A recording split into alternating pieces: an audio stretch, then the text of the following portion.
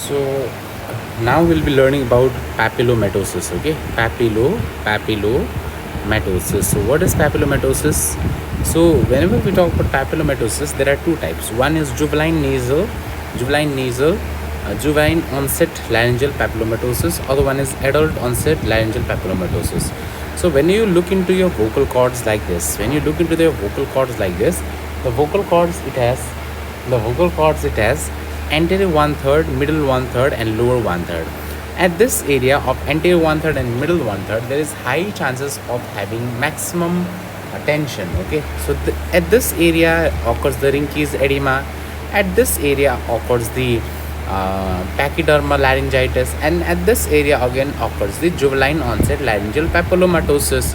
So you need to understand that this papillomatosis is more common to any children who are born to a female, who are born to a female like their mother had a vaginal wart. Okay, they had active vaginal wart.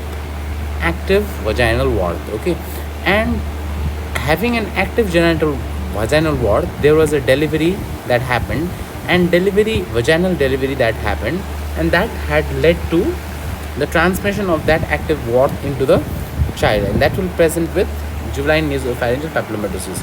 The first presentation is actually a change in cry, and a change in voice, but this is usually unnoticed by the patient, the parents. Okay, because in developing countries they say they usually believe in the spiritual or something, and they just ignore it.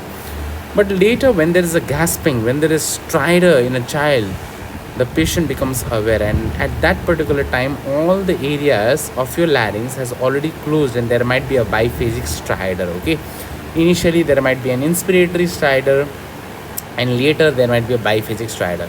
But as a whole, if it says that laryngeal papillomatosis shows inspiratory, expiratory, biphasic, or no stridor, just mark biphasic stridor, because involves the area of your glottis. Okay, along with that you will have hoarseness of voice. Okay, so the patient will have hoarseness of voice. Okay, the child will have hoarseness of voice. And if you go under a laryngoscopic examination, so you can directly go for a direct laryngoscopic examination, and on direct laryngoscopic examination just evaluate the vocal cord. So you will see a ulceroproliferative lesion that is present in the vocal cord. Okay, so it might be present in the anterior tooth. So this area, anterior one third and junction of the anterior one third and the middle one third, it will be present over here. But one thing is, whenever we talk about juvenile onset respiratory papillomatosis, this can occur anywhere. Okay, right, starting from your inspiratory area. Okay, so from your coine to the respiratory tract towards your lungs, it can occur anywhere. But major one being ENT students, you need to understand that it's the vocal cord, and what location of the vocal cord I have already talked about.